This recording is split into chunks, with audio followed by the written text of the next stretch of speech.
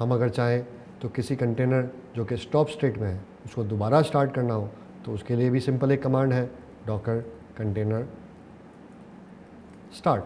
जिस तरह स्टॉप था उसी तरह स्टार्ट की कमांड है।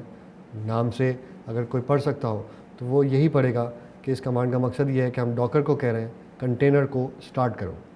जब हम कंटेनर स्टार्ट करने की बात करते हैं तो वो हमसे ये ज़रूर पूछेगा कि उस कंटेनर का नाम क्या है जिसको स्टार्ट करना चाहते हैं।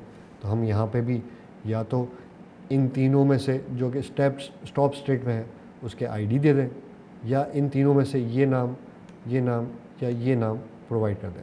तो मैं थोड़ी देर पहले जिस एप्लीकेशन को स्टॉप किया उसी को स्टार्ट टेस्टिंग के लिए करता हूँ। आप कोई भी कर सकते हैं, आपके पास कोई और नाम होगा, मेरे पास कोई और नाम आ रहे होंगे, तो मैं अपने स्क्रीन पे दिए हुए डिस्प्ले हुए नाम को लिख देता हूँ सिंपल। इसके बाद इस कमांड को एग्जीक्यूट करते हैं एज़ पर रूटीन।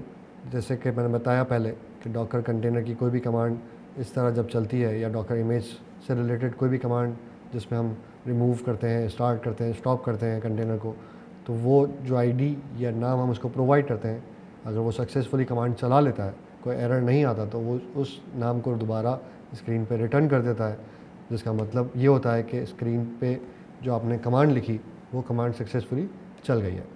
अब इस कमांड के बाद हमारा एक कंटेनर जिसका नाम ये है, उसको जो कि थोड़ी देर पहले हमने देखा था कि तीनों कंटेनर स्टॉप स्टेट में थे, अब उनमें से एक कंटेनर जिसका नाम ये है वो दोबारा से अप एंड रनिंग हो चुका। आइए इसको वेरीफाई करते हैं। डॉकर कंटेनर ls या डॉकर ps -a। इस वक्त मैं डॉकर कंटेनर ls लिख रहा हूँ, डॉकर कंटेनर ls -a। जब हम इस कमांड को देखेंगे तो आप देख सकते हैं कि 3 कंटेनर में से एक container up and running 58 second पहले हो चुका।